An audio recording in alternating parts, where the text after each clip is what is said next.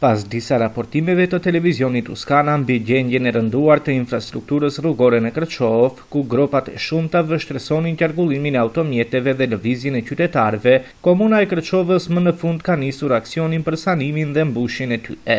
Ekipet në teren kanë filluar punimet në disa nga rrugët më të dëmtuara me qëllim përmirësimin e kushteve të komunikacionit dhe rritjen e sigurisë për të gjithë pjesëmarrësit në trafik. Qytetarët prej kohësh kishin ngritur shqetësime për gjendjen e rrugëve, ndërsa televizioni Uskana e ka trajtuar vazhdimisht këtë problem përmes raportimeve nga tereni. Tashmë pritet që aksioni i nisur të përfshijë sa më shumë rrugë të dëmtuara në territorin e komunës.